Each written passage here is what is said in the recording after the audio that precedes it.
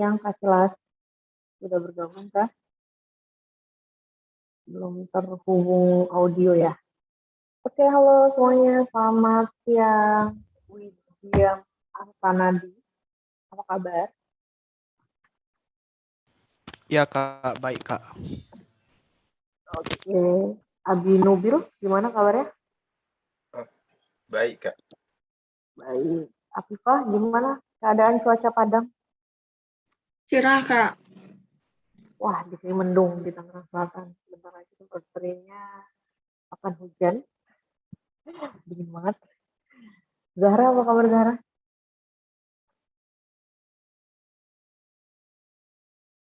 Halo, Zahra.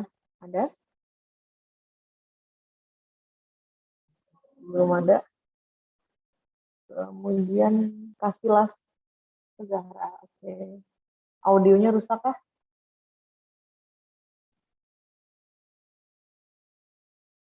Rusak ya? Ya deh. Kasilas gimana nih Kasilas? Belum ada. Halo Kasilas. Belum ada audionya. Oh udah. Kasilas sudah terdengar suara saya? Udah Kak, sorry tadi audio aku bermasalah. Oke.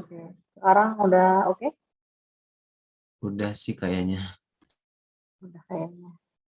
Yuk, sudah siap. Silakan boleh diaktifkan kameranya. Kita akan mulai hari ini pembahasannya ke kalimat aktif dan kalimat pasif. Oke, seperti biasa sebelum kita mulai untuk pembahasan dan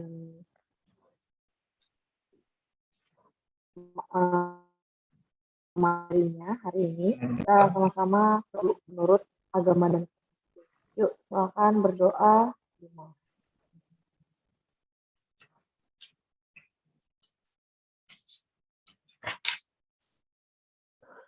Oke, berdoa selesai, berdoa diaminkan. Oke, hari ini kita akan bahas tentang kalimat aktif dan kalimat pasif. Oke, sudah ada Teja. Teja, sehat ya? Sehat, Kak. Oke. Nah, kita hari ini, kalau kemarin kan kita sudah bahas tentang apa itu frasa dan lain sebagainya. Nah, sekarang kita lanjut ke kalimat.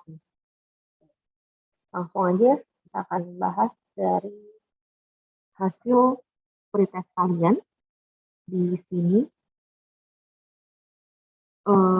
menunjukkan ada satu orang yang nilainya tinggi banget dan nilainya rata-rata di angka 50 dan 40 ya.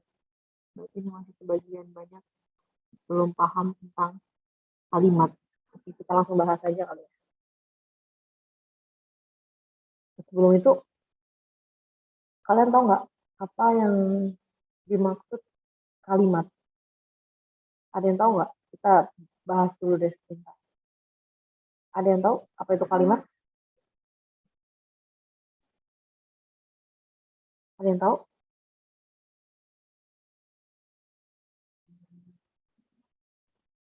Kalimat apa?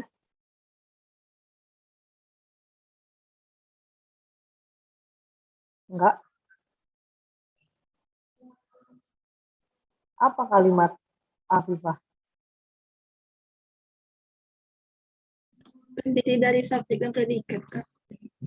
Oke, terdiri dari subjek dan predikat. Itu kalau kalimat dasar. Kalau di dalam bahasa itu kan saya pernah menjelaskan untuk dasar-dasar di dalam kebahasaan, linguistik ya, bahasa itu dibentuk oleh beberapa hal gitu. Bentuk yang pertama kita bentuk tangganya dulu ya. Belajar bahasa itu seperti anak tangga ini. Kita mau belajar di pertama itu adalah ada huruf. Kan? Ini udah pernah saya jelaskan kan ya? Udah pernah dijelasin belum? Ini huruf. Udah pernah dijelasin belum? Teja? Belum ya? Sudah pernah? Tidak. Sih kayaknya belum Kak. Belum ya? Oke. Kilas dulu aja ya. Huruf. Nah, setelah huruf, kan kayak kita ngajarin, kalau kalian punya adik ya di rumah, itu kalau ngomong bahasa, atau kalian mau belajar bahasa Rusia atau bahasa apapun lah, bahasa Inggris, gitu, Inggris, apapun, pasti kan kalian belajar dari A, B, C, D, E, F, G, gitu kan. Ya, itu belajar dari huruf. Semua bahasa itu punya prinsip linguistiknya sama sebenarnya. Dimulai dari huruf. Setelah anak kecil nih udah bisa ngomong A, M, N, dia akan merangkai sebuah kata. Setelah dia bisa merangkai sebuah kata, dia akan merangkai gabungan katanya yang disebut dengan frasa. Setelah dia ngomong kata, satu kata, contohnya ngomong mama, ya kan? Ngomong mama, satu kata, mama, gitu. Kalau huruf contohnya A atau B, gitu, atau C. Nah, di frasa dia ngomong mama susu, contohnya gitu ya. Ini paling gampang, mama susu. Mau susu maksudnya kan, tapi dia belum bisa ngomong mau. Gitu. Tapi cuma ngomong mama susu, artinya gitu. Setelah orang udah bisa, anak kecil ini udah bisa ngomong kata, gabungan katanya, gitu, maka dia akan berlanjut lagi ke bagian apa? Ke bagian klausa. Ke bagian klausa. Nah, di bagian klausa ini artinya ada minimal ada subjek dan ada predikatnya. Contoh, mama mau susu. Nah, dia udah bisa nih ngomong mau atau suka. Dia sudah menampilkan sebuah predikasi di sini. Dia sudah menampilkan sebuah predikasi di sini. Ini inti dari klausa. Klausa itu minimal terdiri dari subjek dan predikat. Nah, setelah dia sudah tahu klausanya, maju lagi akan membentuk sebuah kalimat. Nah, di kalimat ini artinya apa? Artinya di kalimat ini disebut dengan yang memiliki intonasi final. Contoh, dia sudah bisa menyuruh, sudah bisa bertanya. Contoh, mama lapar. Nanya dia, anak kecil ini. Dia sudah memberikan sebuah interaksi pertanyaan. Mama lapar. Berarti kalimatnya apa? Kalimat tanya. Terus, atau dia ngomong, aku nggak suka. Gitu. Aku tidak suka. Berarti kalimatnya kalimat seru. Atau aku tidak mau. Atau dengan menggunakan titik. Nah, ini yang disebut dengan kalimat. Kalimat itu adalah yang memiliki intonasi final. Memiliki intonasi final. Ada intonasinya di awal, di akhir itu. Nah, itu ciri utama dalam kalimat. Nah, apa hubungannya dengan pelajaran kita hari ini? Nah, pelajaran hari ini di kita adalah kita mau ngebahas tentang jenis-jenis kalimat. Di bahasa Indonesia tuh jenis kalimat banyak banget gitu. Ada tabelnya dan lain sebagainya. Tapi spesifikasi kita di sini akan ngebahasnya adalah tentang kalimat pasif dan kalimat aktif. Kayak tadi yang disebutin aktifat, kalimat apa aktifat tadi kan gitu ya. Kalimat yang terdiri dari apa tadi? Dari subjek dan predikat. Ya, itu kalimat dasar. Kalau ditanya kalimat dasar, akan terdiri dari subjek dan predikat. Tapi pada hakikatnya arti kalimat sebenarnya adalah memiliki intonasi final. Gitu. Ini adalah kalimat dasar, subjek dan predikat. Nah, kalau analisisnya seperti apa? Analisisnya contoh ada kata-kata gini, pembakaran hutan memberikan dampak yang luas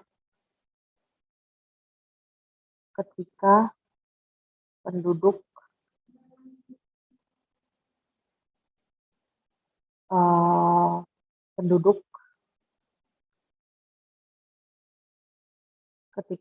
membutuhkannya, gitu ya. Ketika penduduk jangan gitu. Pembakaran hutan memberikan dampak negatif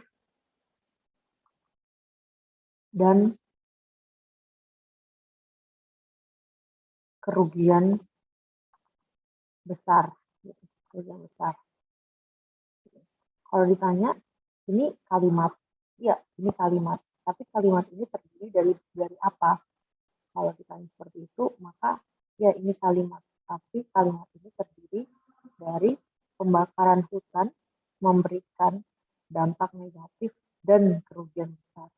Berarti kata dan ini kan berarti menambahkan apa? Menambahkan artinya memberikan pembakaran besar. Jadi dia ini hanya terdiri dari satu kalimat dan satu klausa. Biasanya kalau yang terdiri dari dua klausa ketika menggunakan kata sedang atau ketika. Contoh di kata-kata adik tidur ketika ibu memasak di dapur, contoh gitu ya. Nah, kalau ada konjungsi di tengahnya ini, gitu, nah, dia baru akan memiliki struktur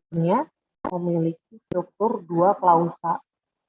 Adik tidur, subjek predikat, ketika konjungsi, ibu memasak, subjek predikat, di dapur adalah keterangan tempat. Nah, berarti ini kalimat terdiri dari satu kalimat dan dua klausa. Jadi kalian di sini saya mau menekankan harus bisa membedakan mana kalimat, mana klausa dulu sebelum kita akan membedah tentang kalimat aktif dan kalimat pasif. Sampai sini ada pertanyaan?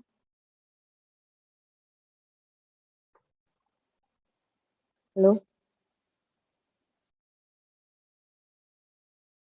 Jelas?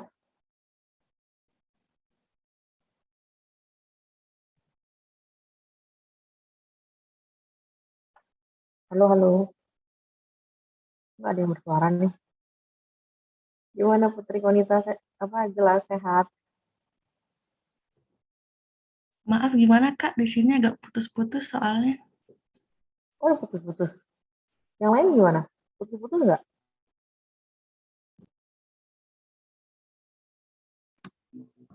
Bisa jelaskan? Oh, kamu jelas. Berarti di sinyalnya Putri Konita kali ya? Putri. Iya Kak. Oke. Kalau gitu ada pertanyaan? Udah jelas? Gimana?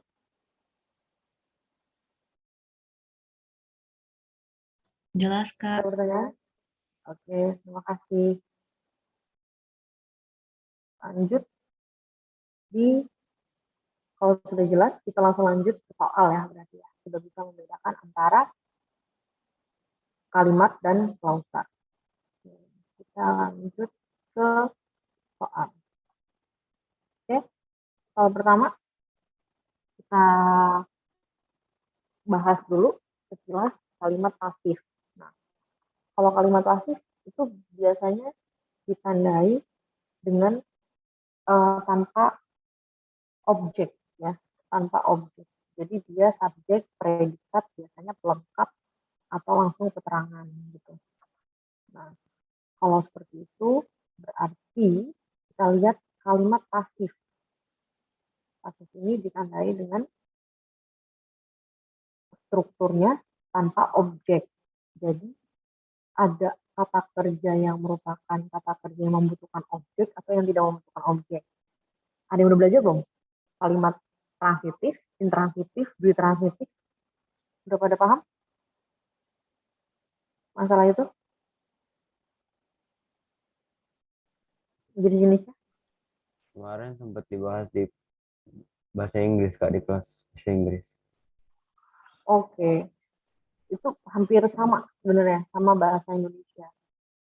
Kalau kalimat yang, jadi kan kita tahu ya, ada kalimat yang transitif, berarti kalimat yang membutuhkan satu objek ya.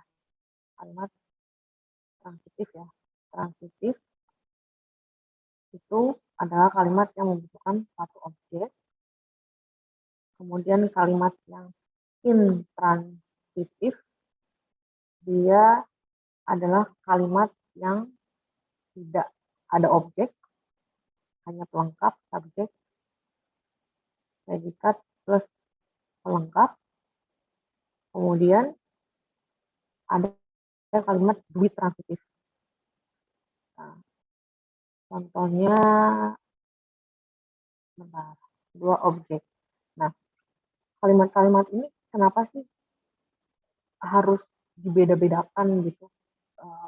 Dari mana kita membedakannya? Kita tahu. Nah, untuk mengetahui ini, kita harus tahu apa? Kita harus tahu verbnya. Kita harus tahu verbanya. Verba yang membentuknya. Nah, kalau verbanya itu, kalau transitif itu banyak verbanya itu dengan imbuhan me ya. Gitu. Kalau intransitif, dia biasanya adalah kalimat-kalimat yang di atau ter. Nah, kalau di transitif ini, dia mekan dan lain sebagainya. Gitu. Oke. Nah, untuk kalimat pasif di soal ini, kalimat pasif yang terdapat dalam paragraf tersebut adalah yang mana? Oke. Di sini ada nomor 1, 2, dan 3. Pihak keluarga laki-laki mengadakan. Nah, ini adalah mengadakan. Berarti dari kata ada, ya kan? Mengadakan berarti mekan. Oke, berarti ini adalah kalimat transitif. Jadi ini kalimat aktif. Yang ditanya pasif. Jadi ini salah. Jadi kalau udah salah satu, berarti semua. Jadi kalau udah salah satu ya tinggalkan opsi itu. Pilih opsi yang selanjutnya. Kenapa? Karena ini kan dia nanya pasif gitu. Jadi pilih opsi yang selanjutnya. Nggak perlu diteruskan lagi. Lanjut yang B. Nomor 1 ini udah salah juga. Ya udah, yang B juga salah pasti. Salah. Nomor 2, 3, dan 4. Sajiannya kelapa muda yang dipotong berbentuk binatang lalu diberikan tusukan lidi. Nah, sajiannya ini berarti kan dia menjelaskan tentang kalimat sebelumnya. Ada nya. Berarti sajian kelapa muda ini merupakan subjek, yangnya ini berarti apa? Memperluas si subjek. Jadi kalimat ini hanya terdiri dari subjek. Jadi yang nomor 2 salah. Yang nomor 2 adalah kalimat pasif ya. Bukan maksudnya salahnya itu artinya dia bukan kalimat aktif. Kemudian yang nomor 3, pada lidi-lidi lain ditancapkan. Nah, ini berarti ada ditancapkan berarti dia juga pasif.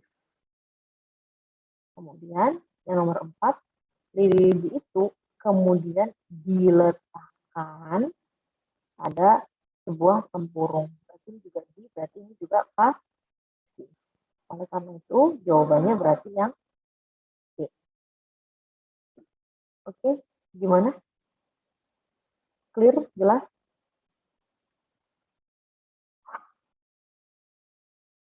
Jelas Kak. Oke. Terima kasih. Lanjut di nomor 2. Nomor 2 perlu kita bahas kah?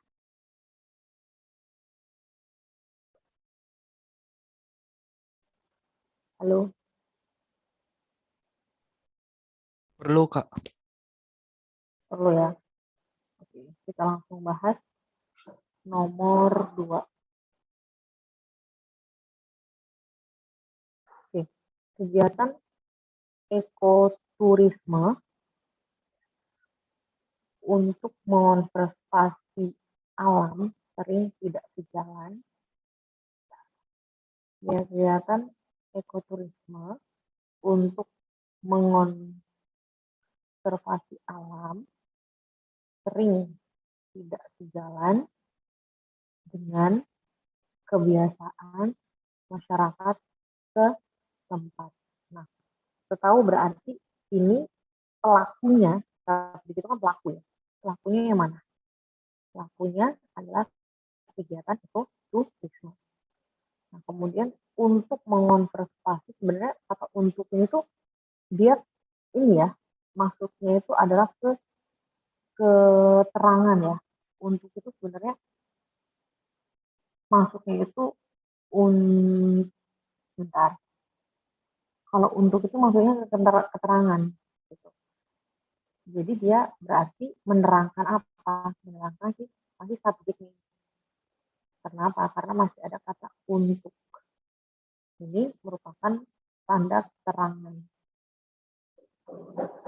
Ada keterangannya untuk mengonservasi alam sering tidak sejalan. Nah, kita tahu kata sering. Oh, sorry. Kita baca dulu pertanyaannya ya. Astaga, saya lupa. Kalimat tersebut memiliki pola yang sama dengan kalimat mana? Ya bener ya, kita lagi ngomongin polanya. Saya langsung tembak strukturnya aja. Jangan lupa baca soalnya dulu ya. Kalimat tersebut memiliki pola yang sama dengan kalimat mana, berarti kita harus menentukan pola yang di atasnya dulu ya. Gitu. Oke, berarti ini kegiatan ekoturismenya adalah subjek. Kemudian kata sering tidak sejalan berarti itu kan ada kata keterangan juga ya, sering itu kan juga adverb ya, adverb keterangan, tidak sejalan juga keterangan, dan kata sejalan itu adalah nomina kan. Nah, berarti sering tidak sejalan ini dia merupakan predikatnya ya, sering mengonservasi alam sering tidak sejalan dengan kebiasaan masyarakat setempat. Nah, dengan ini berarti apa? Dengan ini di sini bagiannya adalah keterangan cara. Keterangan juga nih. Keterangan cara. Di sininya adalah predikat. Jadi polanya ini hanya terdiri dari subjek plus predikat aja. Cuman di sininya ada keterangan, ya kan? Di sininya juga ada keterangan. Oke. Jadi mana yang polanya sama? Nah, polanya sama, kita lihat pilihan jawabannya. Banyak pegiat ekoturisme, oke, berarti ini pelakunya subjek, kemudian mengakui, berarti predikat, bahwa kesalahan yang sering terjadi, berarti bahwa ini merupakan keterangan ya, keterangan, merupakan keterangan sampai bawah ini keterangan ya, bahwa sering terjadi dalam, ada kata dalamnya lagi. Dalam ini kan berarti posisi pengembangan ekoturisme adalah pengemasan yang lagi semata-mata mengikuti selera masyarakat. Jadi gimana kita menentukan pola kalimat itu, melihat juga kita harus tahu gitu kata depan, kita harus waspada dengan kata depan, konjungsi, adverb, itu penting banget gitu. 3 ini nih gitu. Kalau udah kalimat kemudian disela dengan kata-kata keterangan, disela dengan konjungsi, pasti fungsinya akan beda gitu. Fungsinya akan beda. Fungsinya akan sebagai cuma keterangan aja atau pelengkap gitu. Oke, berarti ini subjek plus predikat plus keterangan ya, ada keterangannya. Kemudian, nah selanjutnya, pembuatan patung kayu komodo pasti akan menghabiskan pepohonan. Nah, kalau ini berarti udah jelas ya, subjek, predikat, ada objek. Itu pola yang B, ini nggak sesuai. Yang C, larangan pengambilan kayu baru laut di Pulau Komodo dilatar belakangi oleh, berarti ini cuma subjek plus predikat plus predikat ya, plus predikat oleh. Nah, oleh ini juga merupakan pelengkap ya. Gitu. Kenapa? Karena di latar belakang ini merupakan kalimat pasif. Sedangkan yang di sini, yang di atas ya, ini kalimatnya aktif gitu. Ini berarti bukan jawabannya. Kemudian yang D, Haji Zainun terus membuat patung komodo. Lebih jelas ya, subjek, predikat, sama objek. Objeknya mana? Patung komodo. Keterampilan membuat patung komodo merupakan, nah, ada kopula di sini. Kopula itu artinya adalah nyambung untuk mendefinisikan. Contoh adalah kata merupakan, adalah, yakni, yaitu, ialah, dan lain sebagainya. Untuk merupakan. Berarti kalau ada kopula di situ, ini kalimatnya adalah kalimat yang susunannya subjek plus predikat plus pelengkap. Kenapa seperti ini? Karena di predikatnya ini adalah merupakan. Karena dia kopula. Ya, ini yang disebut dengan verba relasional. Nah, jadi setelah pendefinisian dengan kata definisi kopula itu, di verba relasional, setelahnya pasti pelengkap. Jadi mana nih yang polanya subjek plus predikat gitu. Yang E berarti subjek plus predikat plus pelengkap. Karena di atas itu bukan verba relasional, polanya juga beda. Jadi yang paling mendekati, ini salah juga ya. Kenapa? Karena ini ada verba relasional merupakan. Kecuali polanya dia juga verba relasional nih di atas. Berarti sama. Karena ini dipilih pola yang paling mendekati, gitu kan, yang paling benar di antara opsi-opsi yang lain, berarti jawabannya adalah yang A di sini. Oke, gimana? Ada pertanyaan?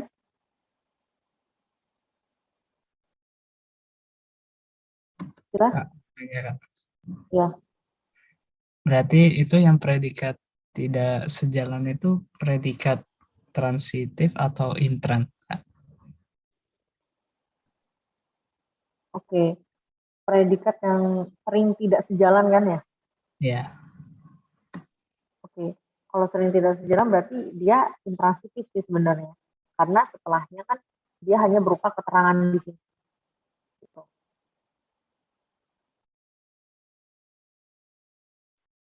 Oke. Seringnya di sini kan dari, oke, kenapa? Enggak, tadi oke, Kak. Gimana? Yang lain? Sudah jelas?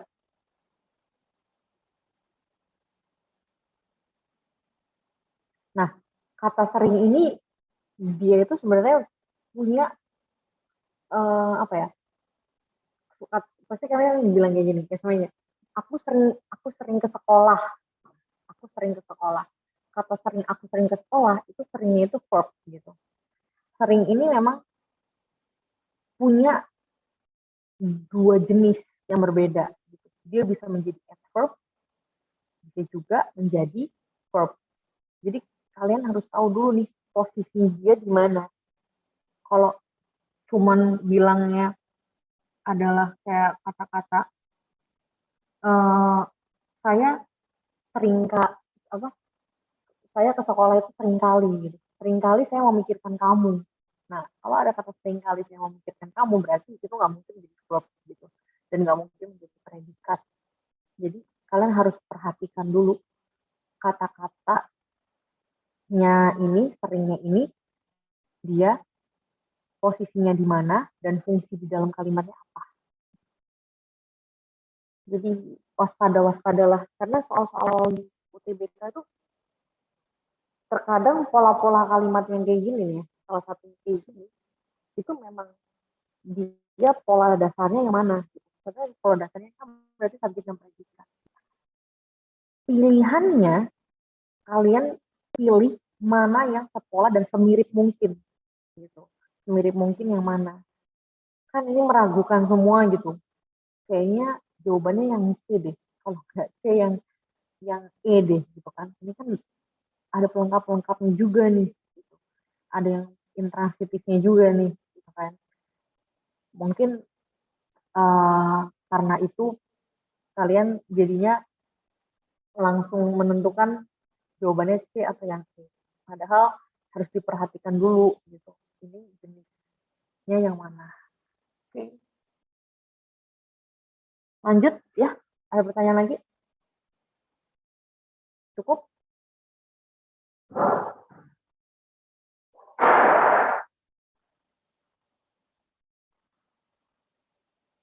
Oke. Kalau sudah tidak ada pertanyaan, lanjut ke soal berikutnya. Nomor 3. Saya lihat dulu hasilnya. Nomor 3. Noh, banyak yang benar nih. Lanjut deh enggak? Nomor 2 tadi memang banyak yang keliru. Nomor 3 gimana? Gampang nih.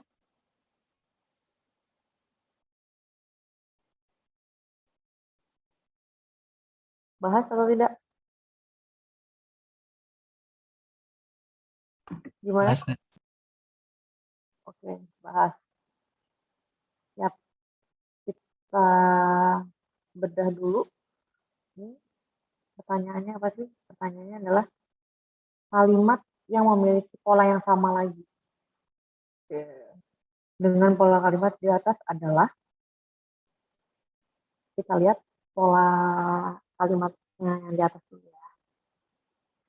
Dalam konferensi internasional budaya Melayu itu tidak diputuskan tempat penyelenggaraan konferensi berikutnya. Oke, sebenarnya ini kalau dilihat, mohon maaf, kalau dilihat dari bentuknya gitu, teks di sini udah jelas ya. Teks di sini tuh merupakan teks yang intransitif ya, gitu. Kenapa? Karena ada kata-kata di sini tidak diputuskan. Nah, kita tahu berarti kalimat ini banyak salahnya sih. Kenapa? Karena ada kata dalam di awal gitu kan. Itu ganggu posisi subjeknya banget gitu. Sedangkan seharusnya langsung aja konferensi internasional kebudayaan Melayu itu tidak diputuskan tempat penyelenggaraan konferensi berikutnya. Cukup seperti itu. Kata dalamnya di sini sebenarnya nggak efektif. Tapi karena pertanyaannya bukan nggak efektif, jadi jangan kepecah fokusnya. Kadang-kadang soal gitu tuh, memecah fokus kita untuk apa ya, untuk menganalisis ini gimana sih soalnya gitu kan. Nggak usah fokus terhadap itu. Kita fokus pada soal yang ditanya aja. Ya, pindah posisi duduk dulu ya bentar ya. Di sini depan AC banget dingin.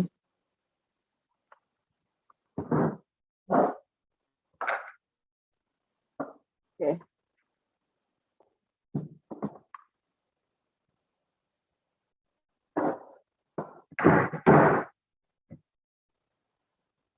Nggak ada colokan. Bentar ya, sambil nyari colokan dulu.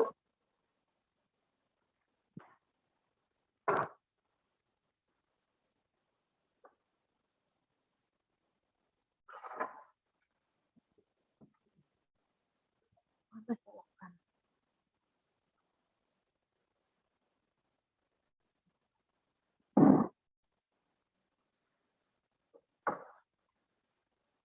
Bentar ya, sorry.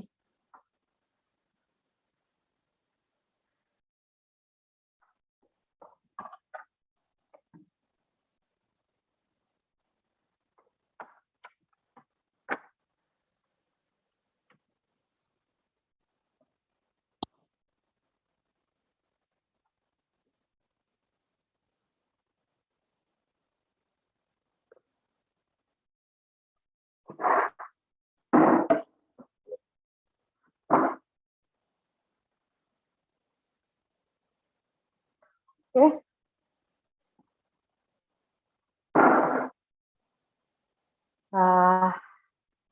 Analisis dulu untuk polanya. Oke, sudah tercas laptopnya. Lanjut di pola kalimatnya. Nah, tadi sampai di kalimat bahwa ini kalimatnya adalah kalimat yang intransitif ya, karena ada kata diputuskan di sini. Oke. Berarti mana polanya yang sama gitu, yang sama-sama merupakan ada kalimat yang intransitif. Gitu aja sih simpelnya. Nah, kalau kita lihat di sini yang A, Obama, Presiden Amerika yang baru terpilih itu, koma, di sini ada 2 koma mengapit ya. Artinya apa? Artinya ini merupakan aposisi keterangan ya.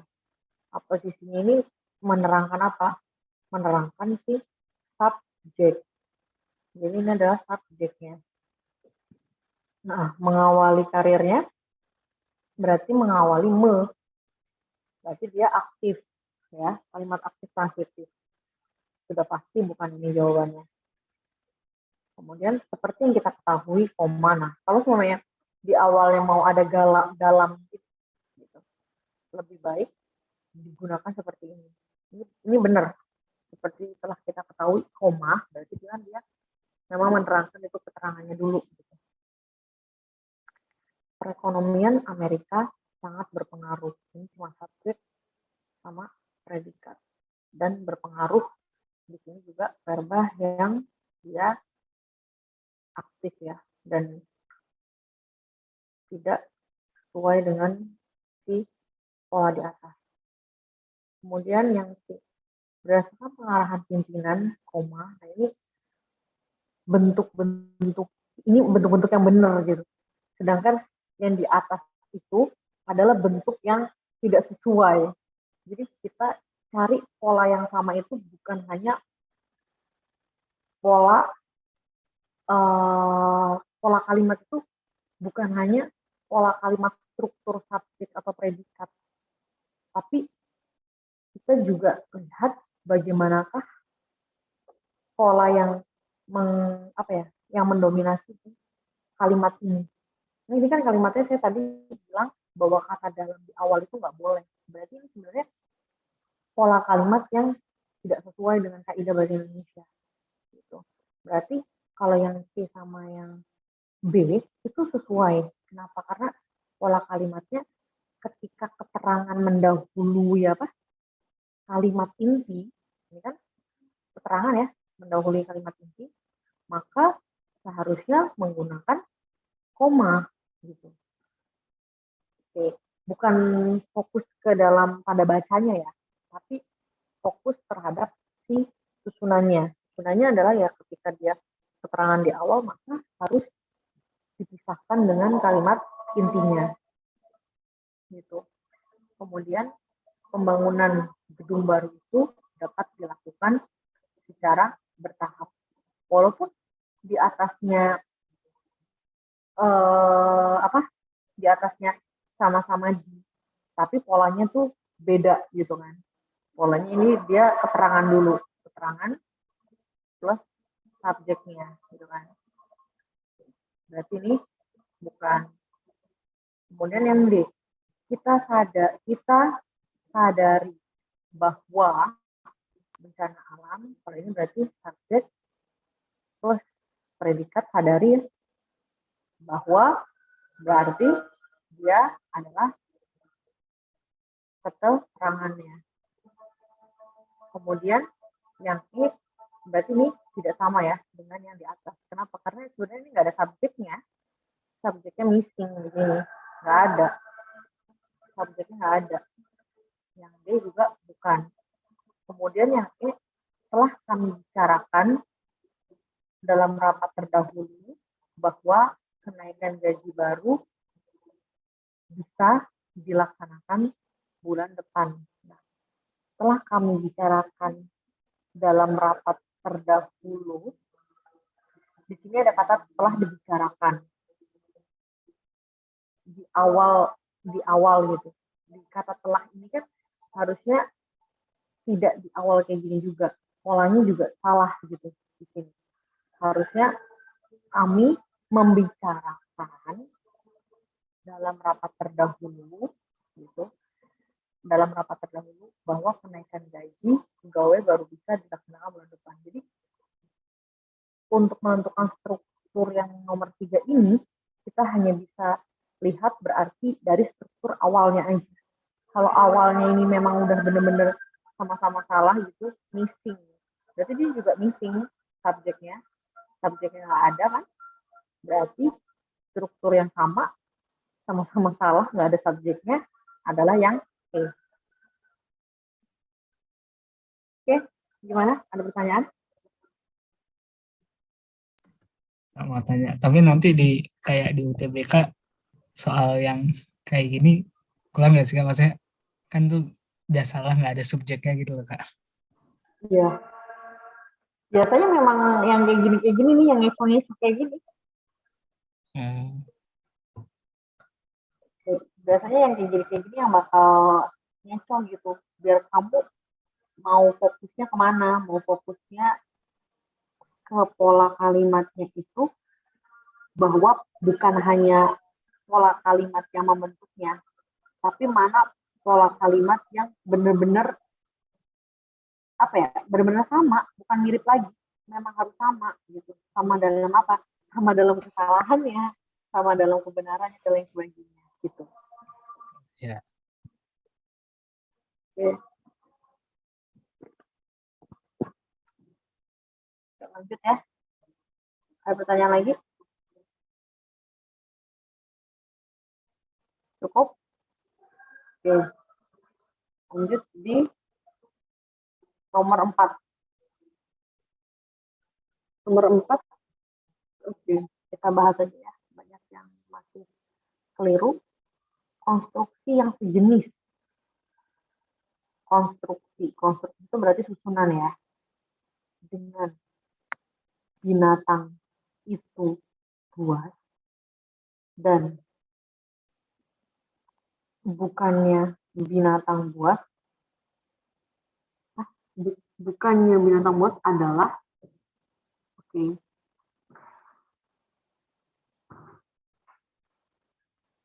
adalah yang mana gitu, jenis konstruksinya. Kok saya gagal paham ya sama ini teks. Ini saya tanya sama yang bener deh.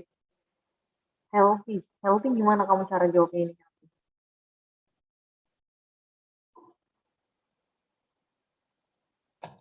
Aku ngasal isi. Apa? Aku tadi asal isi aja. Soalnya nggak ngerti juga sama soalnya. Asal isi aja. Aduh. Oke. Terima kasih atas kejujurannya loh Healthy. Teja bener loh Teja.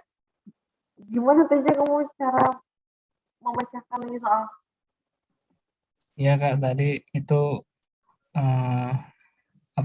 kata dengannya sih yang bikin ngeco, tapi itu aku nggak ngurusinnya sih. Ini masuk ke frasa kalau nggak salah Kak. Kan binatang itu buas, S-nya binatang itu, buasnya P, terus dia bilang dan bukannya binatang buas kan frasa kan, yang terdiri jadi subjek. Jadinya aku nyari yang SP gitu, ya yang SP, yang membaca subjek terus P-nya berbahagia.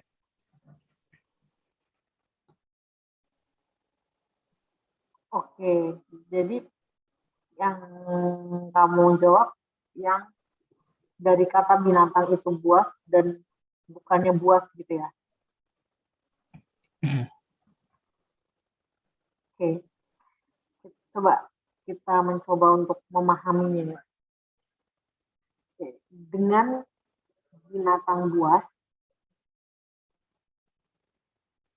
dengan binatang itu buas dan bukannya binatang buas.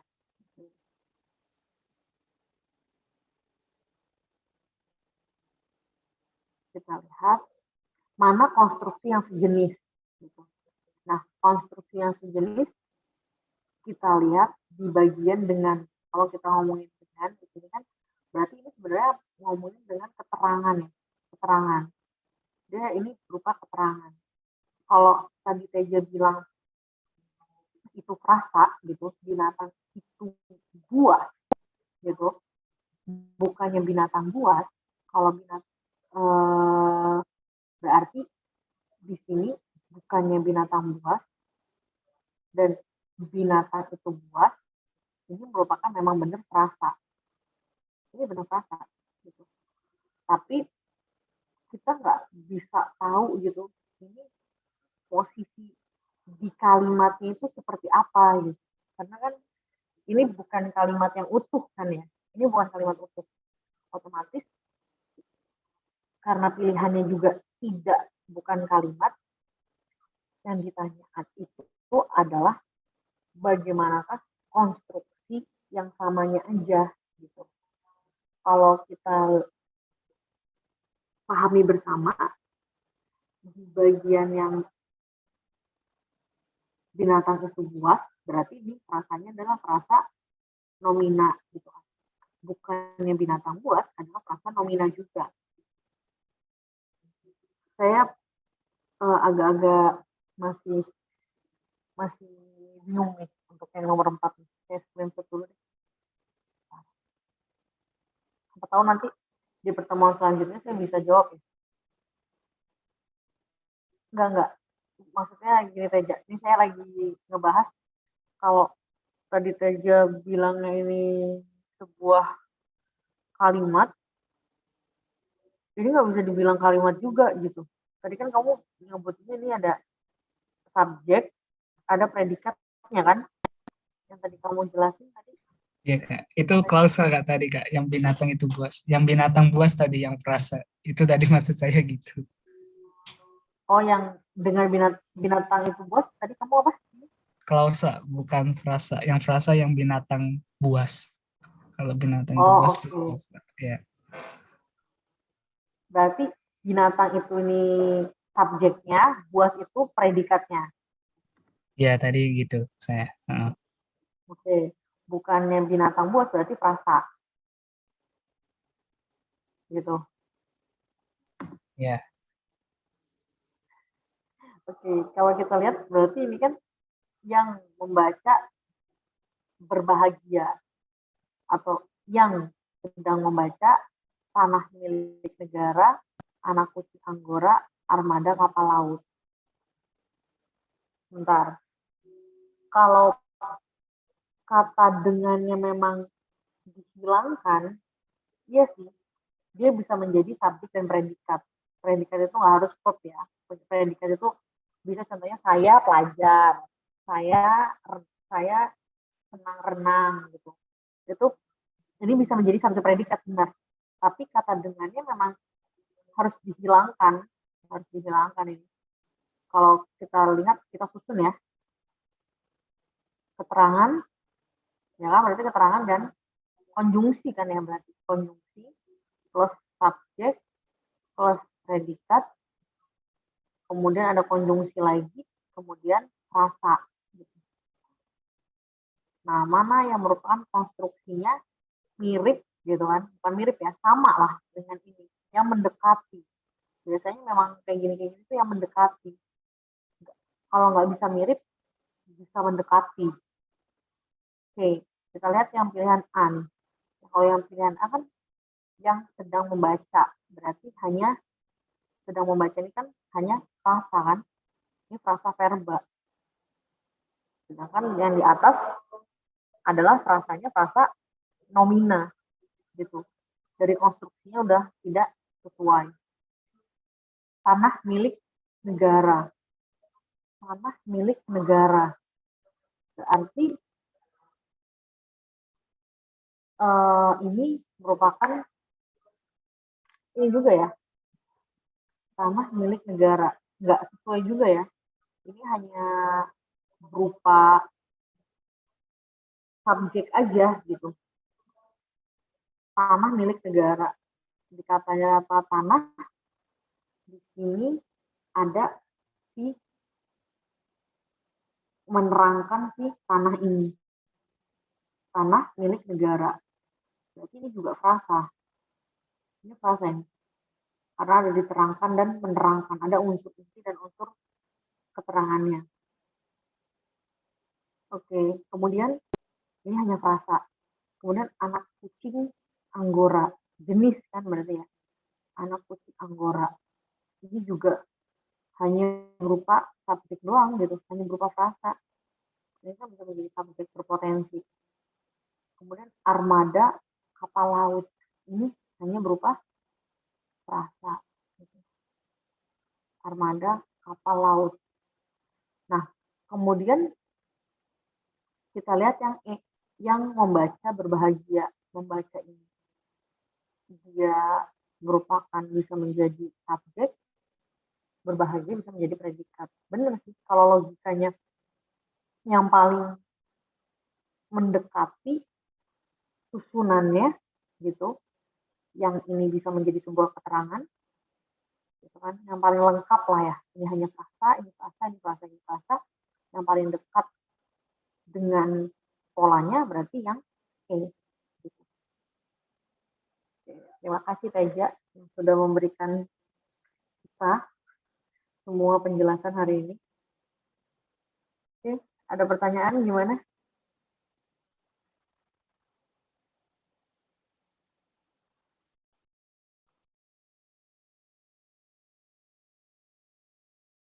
Halo? Jelas? Mungkin jelas ya? Jelas, Kak. Baik, terima kasih. Artanadi. Artanadi juga bener loh. Artanadi gimana caranya tadi mengerjakan? Eh, cari kalimat yang sama aja sih, Kak. Kayak yang tadi. Kayak penjelasan kakak yang tadi. Tapi kenapa kamu bisa kepikirannya itu E gitu jawabannya? Bukan yang A. Oh. Karena binatang itu buas itu kan susunan kalimatnya ini subjek sama penjelas dari binatang itu loh. Binatang Ya. buas. Buasnya itu penjelasan dari binatangnya. Jadi yang paling Ya. cocok tak lihat yang E, Kak. Oke, baik. Terima kasih, Arta.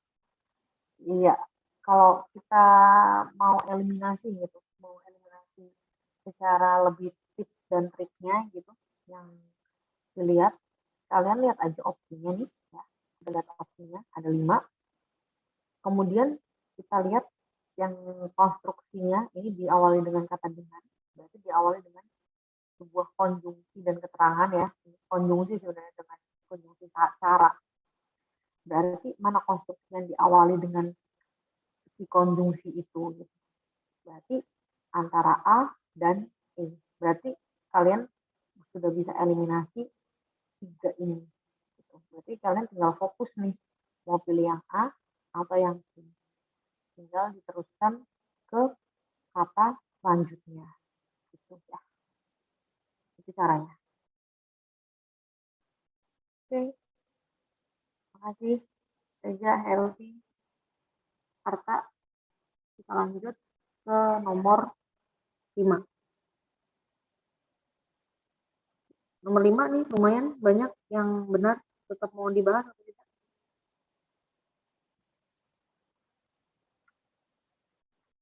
Kita lanjut.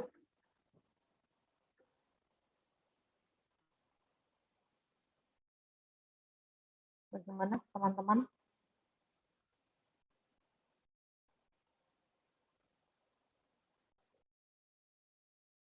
Nomor 5, bahas nggak Salsa?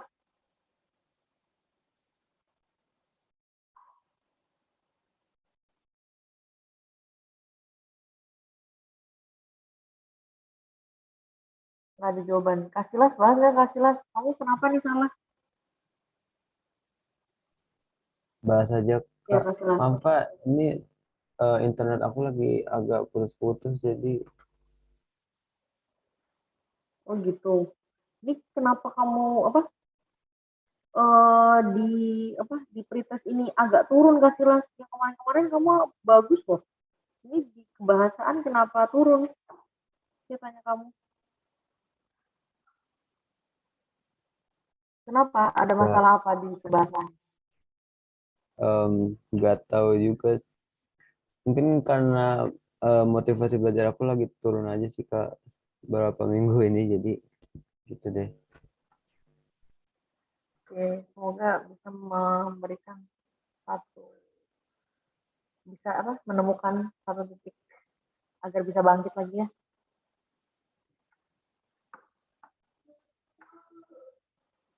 Oke, satu titik untuk bangkit itu bukan ditunggu, tapi dicari gitu. Sama seperti di ilmu, nggak bisa ditunggu, harus dicari.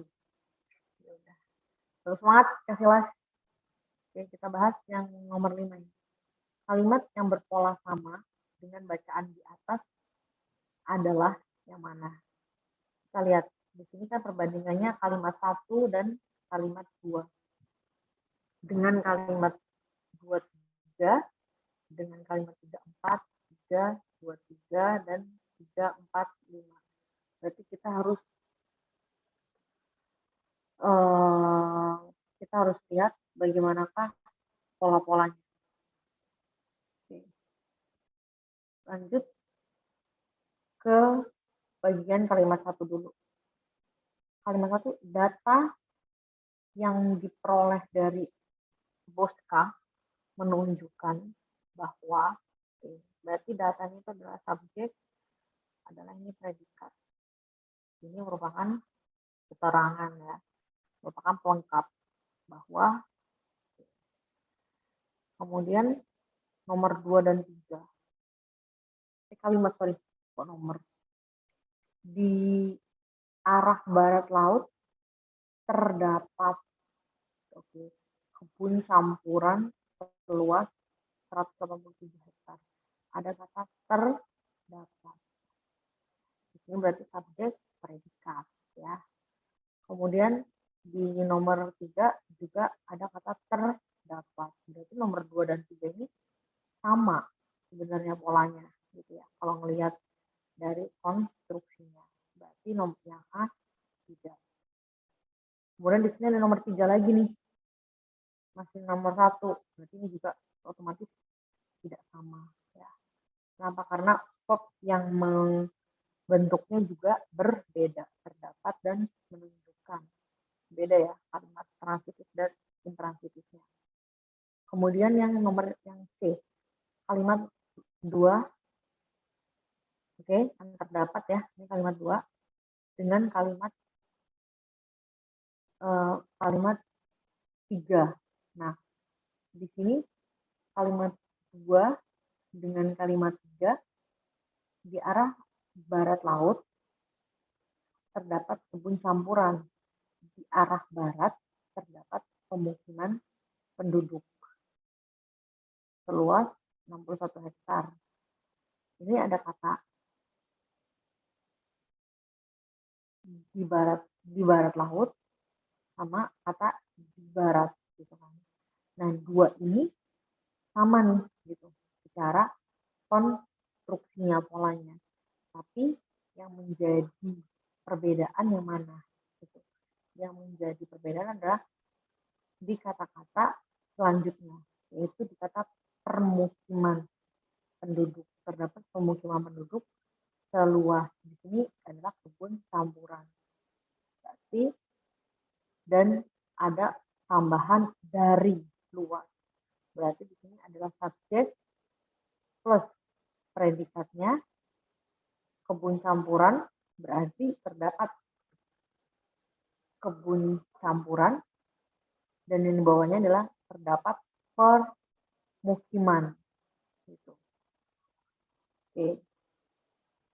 Jadi kata terdapat berarti diperoleh atau didapati atau ditemukan ada si objeknya, ada objeknya, plus di sini ada kata keterangannya.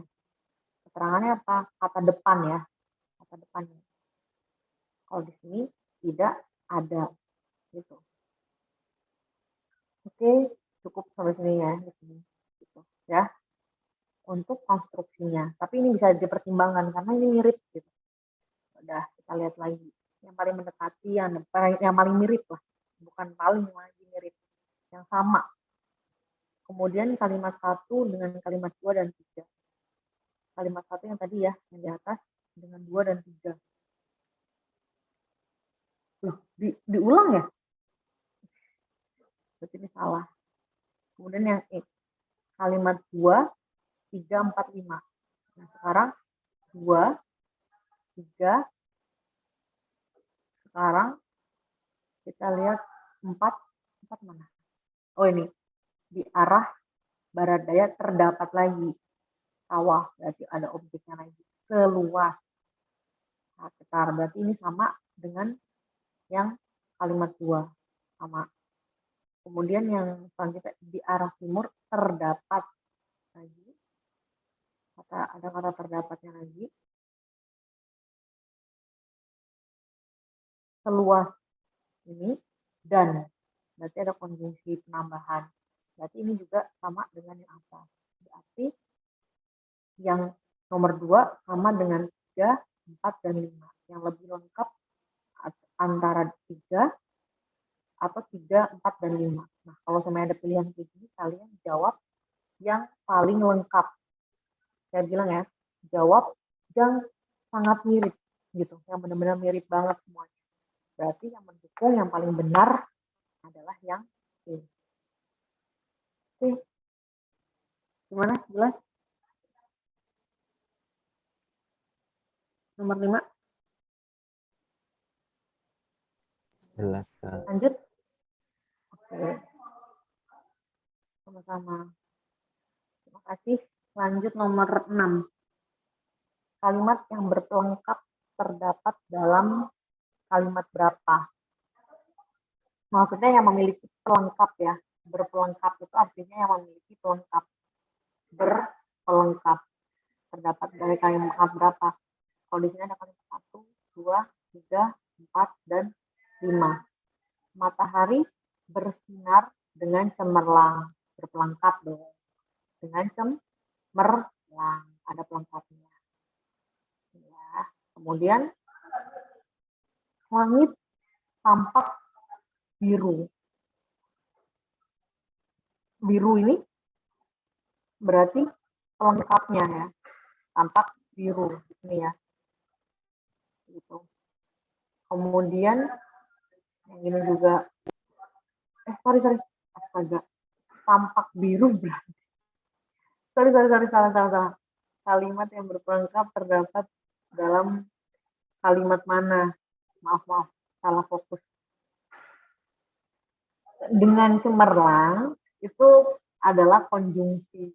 Kok tiba-tiba ngeblank? Adalah konjungsi. Oke. Kemudian berarti di sini adalah subjek, predikat, langit tampak biru. Tampak biru itu kan berarti satu kesatuan ya, rasa ya. Tampak berarti tampak biru itu artinya terlihat biru. skopnya ada tampak, biru merupakan objeknya. Jadi subjek, predikat, si objeknya ini. Tiada segumpal awan pun tampak. Jadi tiada segumpal awan pun tampak, hanya subjek dan tampak predikat. Burung-burung berkicau, subjek, predikat. Menyambut pagi, objek. Angin berkicau menyambut pagi. Sorry. Karena ini di sini berkicau, berarti setelahnya adalah menyambut pagi. Ini bukan objek ya. Objek itu kan tujuan. Berkicau menyambut pagi adalah subjek, predikat, dan pelengkap. Kemudian angin berhembus sepoi-sepoi basah.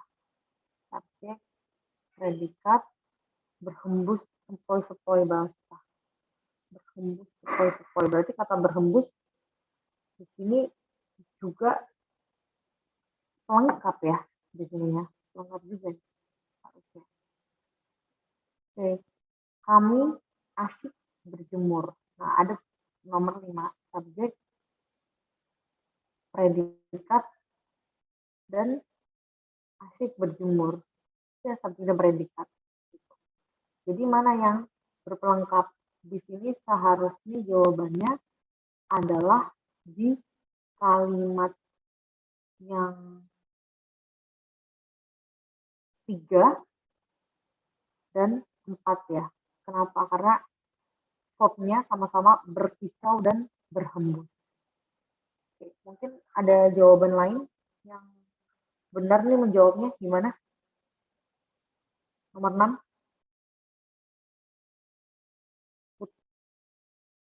Nomor 6 nih yang jawab benar ada Putri Konita.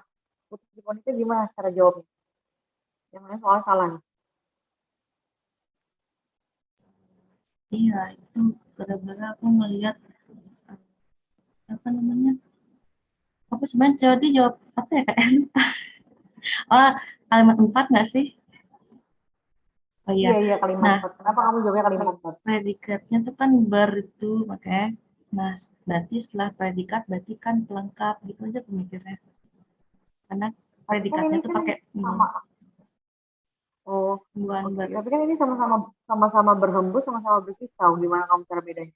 Nah, kalau yang kalimat 3 itu tadi yang burung-burung berkicau itu tadi aku kira yang berkicaunya itu perluasan dari subjeknya itu. Jadi Bukan lah. predikatnya tuh yang menyambut itu loh Kak.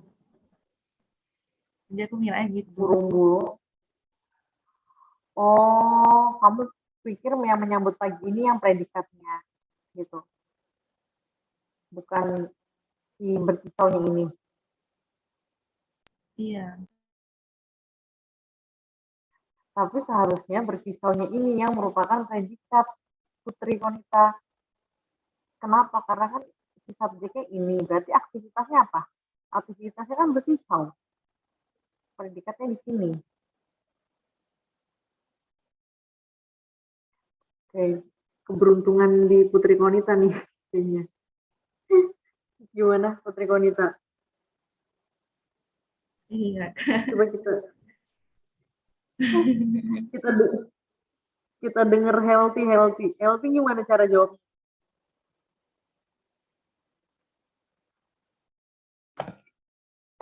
Kurang lebih sama sih Kak dengan yang teman sebelumnya. Gimana? Iya, aku juga mikirnya gitu antara kalimat 3 dan kalimat 4 karena kan di tes ini kan ada 2 soal yang sama kan ya. Nah, saya pilih satunya C, satunya D gitu. Jadi nggak tahu deh. Oh gitu. Ya nanti mungkin nomor berapa yang sama dengan soal ini. Oke.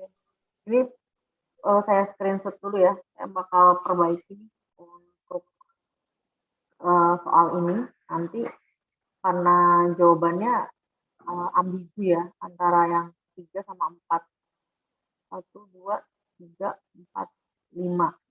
Oke.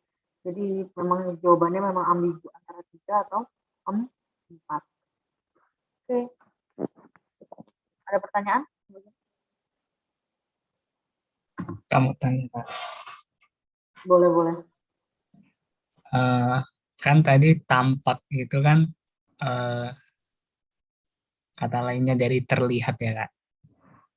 Iya benar. Eh,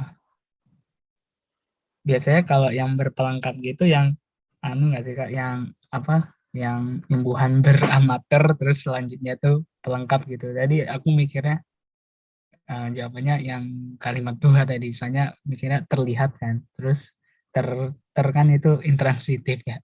Terus setelahnya itu pelengkap gitu. Kalau gitu gimana, Kak? Kamu nggak bisa samakan tampak itu di sini terlihat gitu. Artinya tampak itu memang terlihat. Beda, benar. Sama. Padanan maknanya sama. Memang benar terlihat. Tampak itu bisa dilihat, kelihatan. Tapi tampak di sini sebenarnya adalah susunan katanya gitu, maksudnya jenis katanya tetap pop gitu. Tetap pop di sini gitu. Oke. Terus gimana tadi? Saya lupa. Kamu gimana nanya? Iya, jadi yang apa? Yang intransitif tuh biasanya sambungannya pelengkap gitu loh, Kak.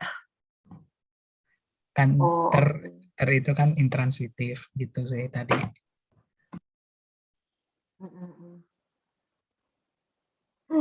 Kamu berarti terkecoh di kata tampaknya ini ya berarti.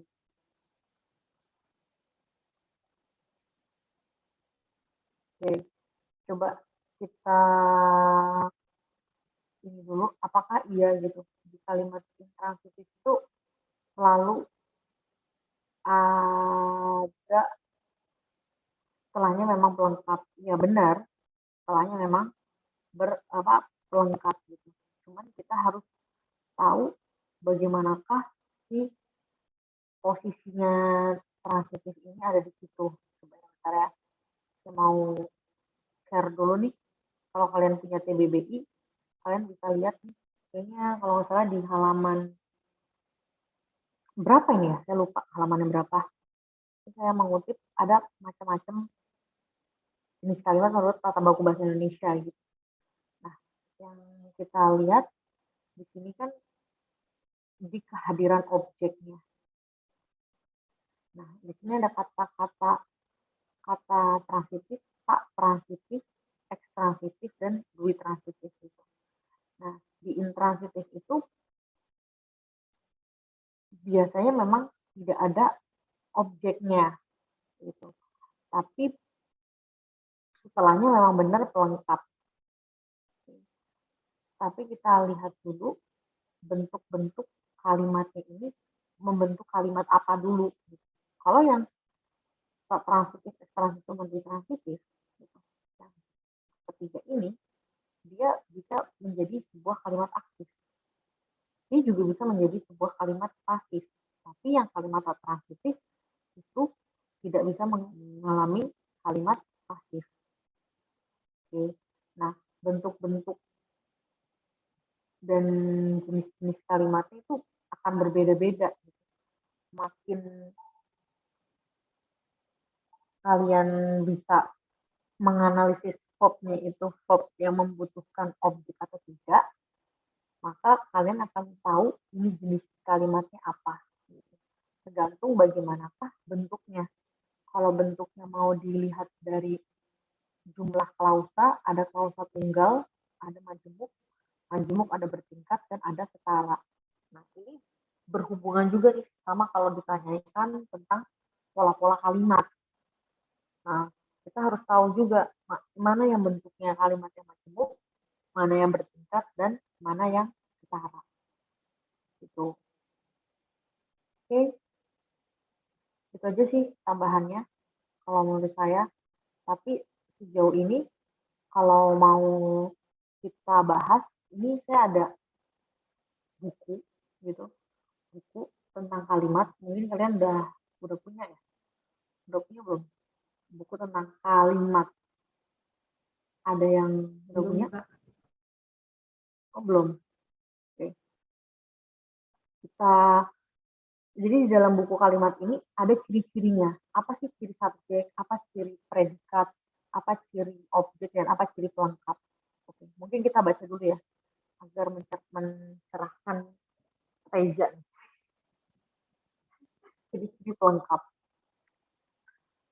Oke, kita baca dulu ya, pelengkap itu apa. Pelengkap seperti halnya objek adalah unsur kalimat yang kehadirannya bergantung pada predikatnya. Pelengkap dapat berupa nomina, frasa nomina, verb, adjektif, atau frasa adjektifal, frasa ya. Berikut contohnya. Yanto menghadiri kemenakannya komputer. Komputer adalah pelengkap. Gitu. Sunarti mengajari anaknya menyanyi. Berarti ini pelengkapnya ini pelengkapnya nomina, ini pelengkapnya verba. Saya menanggapi pimpinan itu bijaksana. Pelengkapnya adjektif. Nah, posisi pelengkap itu dapat terletak di sebelah kanan, setelah atau di belakang objek. Atau bisa juga terletak langsung di sebelah kanan predikat. Jadi pelengkap itu memang kebanyakannya setelah objek ya. Seperti subjek, predikat, plus objek, plus pelengkap. Biasanya kan banyak kayak gini. Gitu. Tapi dia juga bisa langsung terletak di setelah si subjek, predikat, sorry.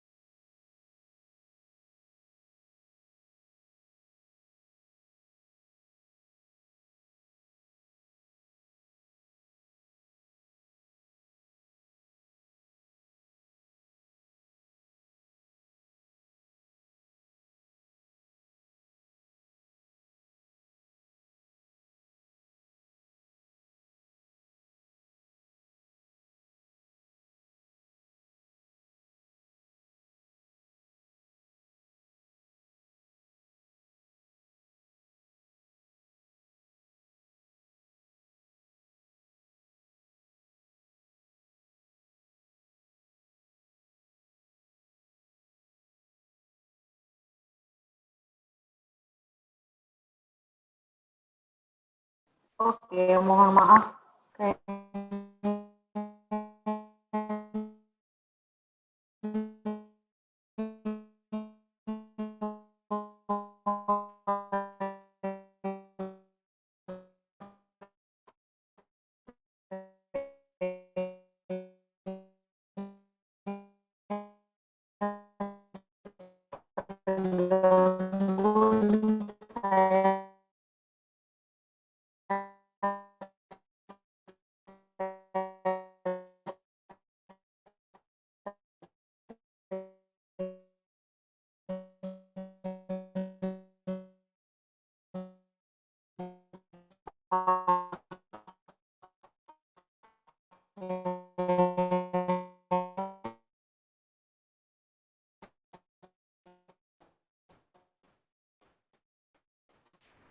HP.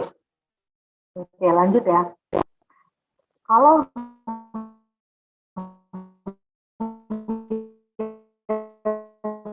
setelah objek, sudah terlihat screen-nya?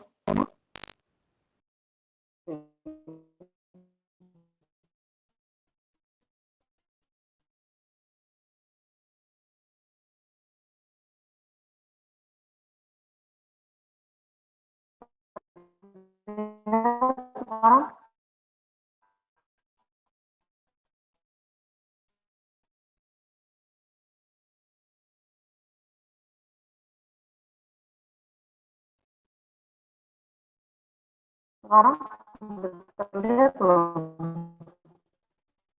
Saya setting pakai HP nih soalnya.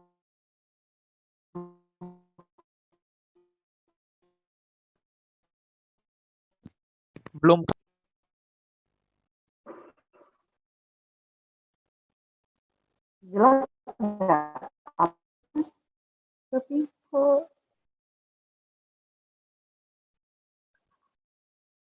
Sudah terdengar?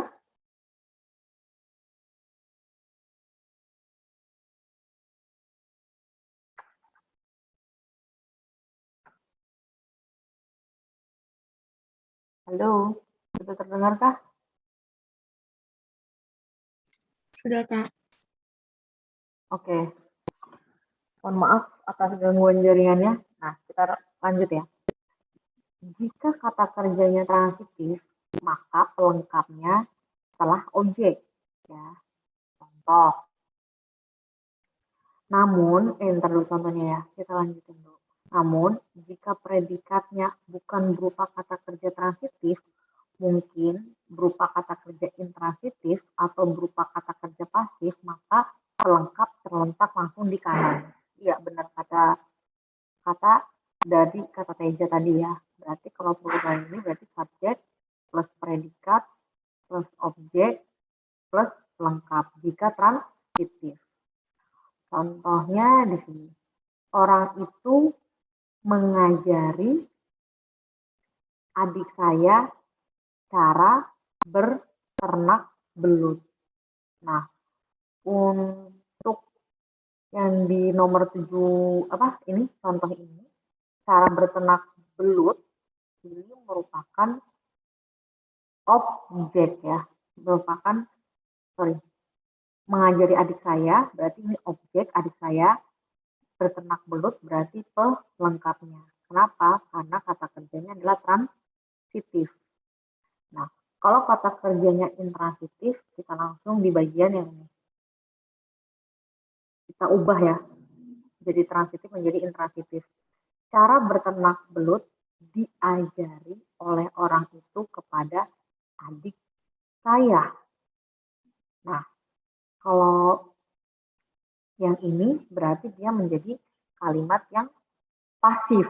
Ya, ini kalimat pasif. Nah, kalau yang ini, masalah ini menjadi tanggung jawab saya. Berarti ini subjek, predikat, plus pelengkap. Walaupun di sini tetap gitu kan, tapi setelahnya adalah pelengkapnya. Gitu ya. Karena apa? Karena ini adalah intransitif. Oke, gimana? Teja, kita mau baca lagi atau gimana Teja? Atau yang lain?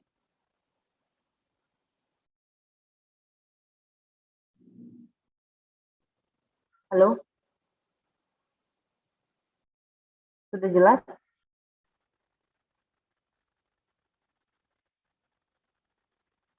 Kalau sudah jelas, langsung aja kita akan bahas di nomor selanjutnya. Nomor 7. Nomor 7 ini kita bahas kan? Banyak yang benar sih. Kita langsung aja ke nomor 10 kali ya. Yang banyak masih keliru. Nah, nih kalimat pertanyaan yang sama nih sama yang tadi. Kalimat yang berpelengkap terdapat dalam kalimat berapa? Ini sama ya yang tadi. Ini soalnya sama-sama. Sorry. Iya. Lanjut. Nomor 11 berarti ya. Pola urutan unsur fungsi dalam kalimat di atas terdapat juga dalam kalimat mana? Berarti kalau unsur fungsi berhubungan dengan apa? Dengan subjek, predikat, dan objek gitu ya. Oke. Kita lihat dalam ini sama kayak tadi ya. Dalam kunjungannya, kenapa? Karena diawali dengan kata dalam ya. Dalam kunjungannya ke Pati Jompo, ada komanya sekarang. Diperolehnya informasi yang sangat berharga. Berarti diperolehnya itu subjek, kemudian diperolehnya informasi yang sangat berharga, adalah predikatnya di sini. Yang sangat berharga berarti keterangan dari si predikatnya. Mana nih polanya yang sama, unsur fungsinya yang sama di atas? Oke, yang A. Ketika mengerjakan tugas-tugas, buku paket sangat diperlukan. Salah. Tidak ada keterangannya, cuma subjek plus predikat doang. Emang sih awalnya ada keterangan yang di sini. Tapi kan di akhirnya juga perlu keterangan, ada kata yang. Kemudian yang B, sambil mendengarkan lagu-lagu, cari menyelesaikan pekerjaan rumah. Ini objek ya, ada objeknya. Salah. Yang C, meskipun sudah ditegur oleh gurunya, tetap saja dia mengganggu temannya. Oke, ini ada subjek predikat objek. Ini juga salah. Yang D, bagi yang suka